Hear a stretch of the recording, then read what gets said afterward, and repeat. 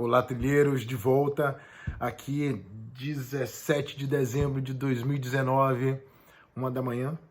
Foi o tempo que eu encontrei para a gente estar tendo esse papo e eu passar um pouquinho da nossa visão sobre bolsa, né? Euforia que agora alcança, eu acredito, o seu ápice, né? Então, separei algumas coisas para estar falando para vocês, né? Voltando mais uma vez para a galera que não conhece o nosso site, o nosso canal, tá certo? A gente aborda a lógica macroeconômica global e vai descendo até alcançar o Brasil. Então a bolsa, ela trabalha dessa forma. Imagina a gente vivendo na aldeia global, tá certo, gente? Não se esqueçam de subscrever ao canal, então se inscrevam ao canal e deem um like, é importante isso aí, e comentários para o que é que a gente pode agregar mais de valor para vocês, tá certo?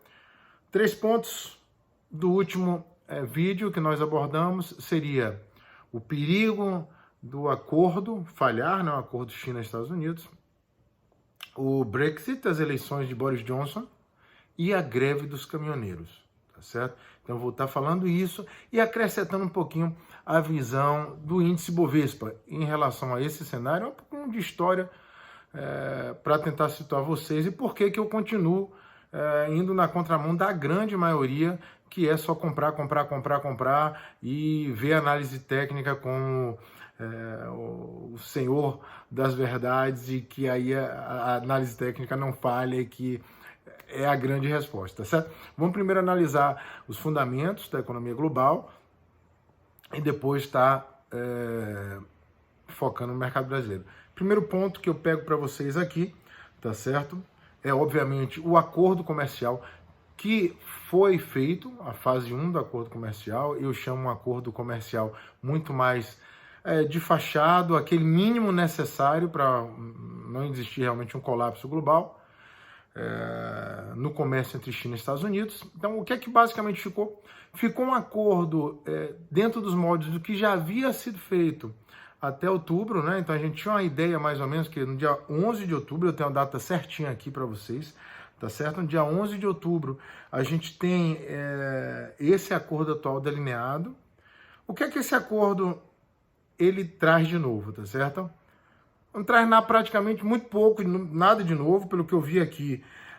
Não foram colocadas tarifas adicionais em 15% pelos Estados Unidos em quase 160 bilhões em produtos chineses, que aconteceria isso no dia 15 de dezembro, tá certo? Seria colocado, não havia. Então você veja bem, um acordo, ele não acrescenta, não é que melhora algo já existente, ele não acrescenta, não piora, tá certo? E a China, por sua vez, também cancelou, dentre outras coisas, tarifas de até 25%, que colocaria em produtos americanos, notadamente os produtos automobilísticos, tá certo? Vocês vejam bem, por que o mercado hoje, não é na segunda-feira, isso foi na quinta, sexta-feira, eu vou estar falando do Brexit também, por que hoje o mercado, na realidade, realiza, ou seja, cai, né? Você tem uma queda de 0,6%, próximo a 1% aí, puxando um pouquinho nas tintas, né? Depois de algo positivo, porque na realidade não houve nada de positivo, houve, evitou-se, né? Uma catástrofe, não vou dizer catástrofe, mas algo muito pior. Então, o mercado ele sobe precificando o atual momento econômico, tá certo? De economia americana no auge, desemprego lá embaixo, não é? Então, ele continua subindo dessa forma e vê nesse acordo comercial uma manutenção do que já havia sido delineado no dia 11 de outubro. Então, o que a gente vê, o que pelo menos eu vejo praticamente aqui nesse cenário continua um cenário global com recrudescimento. A OMC, a Organização Mundial do Comércio, ela está sendo combatida pelos Estados Unidos, está claro isso, então está tendo recrudescimento aí do comércio internacional. Então não tem nada de novo, não tem algo que agrega, essa fase 1 seria um grande acordo aí que a partir de agora o comércio vai fluir. Não é esse o caso. Tá certo? Claro que sim, evita-se um pior cenário, mas nada de novo, tá certo? Então, estaria aí uma resposta para a queda de hoje, para muita gente que esperaria. Quem está comprando, tem gente me ligando, entrando em contato, dizendo, Ricardo, entro agora, aquela euforia geral. Gente, estou há 20 anos na Bolsa, não é que eu saiba tudo, mas isso aí, eu vou estar dando um histórico com vocês no finalzinho desse vídeo, tá certo? Não é assim, quando tem essa euforia, muita coisa está no preço. Não esqueçam que os preços das ações são projeções futuras de lucro. Então, essas projeções futuras de lucro não são ad infinito, elas são baseadas em cenário, tá certo? Então, a gente tem que ter isso em mente, tá bom? Então, em relação a essa questão americana aí, eu fecho um pouquinho e aí eu vou para outra coisa aí que estava impedindo um pouquinho o comércio global. Não impedindo o comércio global, mas gerando incerteza global, que seria o Brexit, né? A saída britânica ou do Reino Unido da União Europeia. Nós temos mais um outro bom notícia aí, teoricamente, né? Que seria, deixa eu ver aqui o que eu peguei para vocês, a eleição, realmente uma eleição de mais de 358 cadeiras no parlamento britânico, agora vai para os conservadores, o partido do Boris Johnson, um cara lá do cabelinho meio desarrumado, né, o louquinho. E o que acontece aí? Com isso ele ganha maioria. E tendo maioria ele vai conseguir implementar o Brexit, né, a saída do Reino Unido da Inglaterra, de modo fácil. Mas mais uma vez aí é uma cortina de fumaça. Por que uma cortina de fumaça? Porque você melhora um pouquinho aquela situação, né? Vai e volta, os trabalhistas aí, que seria a esquerda britânica, que dificulta essa saída do Reino Unido. Então agora isso acaba, realmente vai sair até o dia 31 de janeiro, um pouquinho antes, é o que é previsto pelo mercado aí. Mas você tem o período que inicia-se agora para um acordo comercial entre o Reino Unido e a União Europeia. Então tem muita água para correr debaixo dessa ponte. Mas, claro, você tira a incerteza, né? E muito disso, como eu já havia falado no vídeo anterior, pode já ter sido precificado. Daí, mais uma vez, a queda do índice Bovespa hoje, tá certo? Onde ele alcança a máxima superior aí, próxima, em torno de 113 mil pontos, e aí ele cai, tá certo? Termina negativo, como eu já falei aqui, em próximo a 0,6%, tá certo? Então, a questão do Brexit aí, mais uma vez aí, é uma notícia para os incautos, né, aquelas pessoas que não entendem muito de mercado, entra aqui, sai aquela notícia positiva, e aí, na prática, você tem muita negociação, tá certo? E o foco aí no que realmente... Vou agora para o foco no que realmente interessa a gente, que seria a greve dos caminhoneiros aqui, que pararia quando... Essa sim seria um problema grave. Deu chabu, tá certo? Não aconteceu essa greve dos caminhoneiros, não houve adesão, pelo menos até o momento não houve isso, mas é uma sombra, né, que continua ainda aqui, mas até o momento não aconteceu. Então, na minha concepção, nós deveríamos responder de modo positivo e não respondemos. Então, existe uma assimetria de informação. O que seria essa assimetria de informação? Esse acesso diferente para a informação de várias pessoas. Quando eu trabalhava no mercado, eu tinha um acesso muito melhor do que hoje, que estou fora. Eu recebia informações antes de chegar ao mercado. Então, você tem realmente um desnivelamento aí do grau de informação que o povo recebe. Então, está aí. Algo que seria positivo, que foi não acontecer essa greve dos caminhoneiros, a bolsa cai hoje, ok? Então, o que acontece? O que eu chamo a atenção aqui para vocês, tá certo? Eu fiz um históricozinho aqui do índice Bovespa. O índice Bovespa, para quem não entende, volto a dizer, ele mede as ações mais líquidas, o desempenho das ações mais líquidas, né?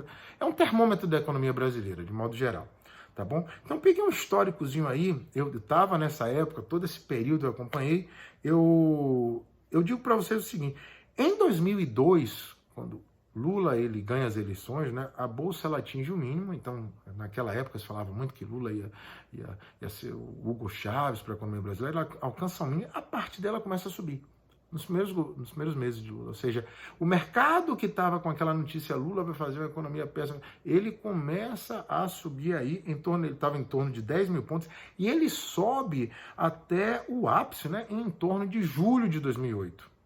Então, um pouquinho depois que o Brasil ganha um grau de investimento, que o Brasil é aquele agora a coisa vai, você tem a grande crise de 2008, em torno de 75 mil pontos. Então, com Lula, com políticas realmente de distribuição de renda, de crescimento do PIB brasileiro, o PIB sai de 500 bilhões e vai para 3 trilhões, tá certo? Desculpa, gente, eu tô falando aí que a gente acaba engolindo ar, tá certo? Então, ele tem um crescimento muito grande e isso vai de 10 mil pontos a 75 mil pontos. Mas você tem realmente um crescimento gigantesco. É a lógica do BRICS. O Brasil vira um soft power, né?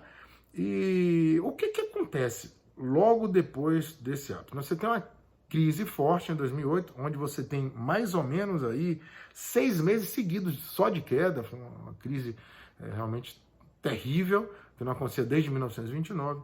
E a partir daí, com a criação do G20, com políticas fiscais, baixa de tributos, aumento de gasto do governo, política monetária, o dinheiro sendo colocado na economia, você tem um retorno muito rápido, né? Ela volta a subir por 14 meses. E aí, a partir do início de 2010, ela sobe por 14 meses até 2010, ela vai caindo, né? O esgotamento da política do governo Dilma, né? O governo anterior, a política de esquerda, ela se esgota, né? Aquela filosofia, ela cai até 2016, culminando aí num fundo em 39 mil pontos pós-impeachment, em torno do impeachment da Dilma. E aí ela vem subindo. Eu gosto de terminar esse vídeo com a seguinte pergunta, tá certo? Não é nem uma pergunta, é divagação realmente. Nós subimos de 2016 até praticamente o início de 2020, tá certo? O que é que vem agora para frente? Primeiro, o Brasil subiu bastante, né? 39 mil pontos até 113 mil pontos. Não temos um PIB crescendo horrores, como foi o caso do governo Lula, né? Então, possivelmente muito do que foi positivo aí está no preço. E a gente agora deve aguardar, sim, reforma administrativa que mexe com o governo, reforma tributária que mexe com estados e municípios. A minha pergunta para vocês é o seguinte: o que é que vem para 2020 aí? Né? Bolsa continua subindo, não estou garantindo, ninguém sabe o futuro, né? Mas a gente trabalha dentro da lógica macroeconômica, com fatos relevantes, com macroeconomia. E o que é que vem agora por isso? Vai ser fácil, como foi a reforma da Previdência? A reforma da Previdência não é mais pobre no povo, agora vai ser neles e no Estado. Será que vai acontecer o que não aconteceu antes em nenhum governo? Vai ser fácil essa negociação? Será que a Bolsa continua subindo? Quando eu falo Bolsa, a Bovespa e assim as outras ações, né, que estão aí listadas, diversos setores que são listados na Bolsa, eles acabam acompanhando. Então eu volto a dizer, né, sou uma das poucas vozes que voltam a dizer de onde vem essa euforia para o futuro, tá certo? Claro que o Brasil ele entra num período agora de reformas, mas é assim, vai para o céu, vai para o infinito, né? Gente que está entrando agora na Bolsa com R$500, todo mundo agora está na Bolsa. Geralmente quando acontece isso é exatamente quando cai, tá certo? Então é isso, gente, é um contra-argumento aí para a lógica da Bolsa. Esse vídeo foi longo, 13 minutos, mas eu acho que foi importante bater esse papo com vocês, tá certo? Se gostaram, dá um like. Se acordaram ou pensaram sobre algumas coisas, se inscrevam no canal, vocês vão ser avisados do nosso vídeo, tá certo? E vamos lá, vamos aguardar e vamos seguir em frente, tá bom? Checa também o site trilhacerta.com, a gente tem trabalhos por lá e eu acho que isso é útil para vocês.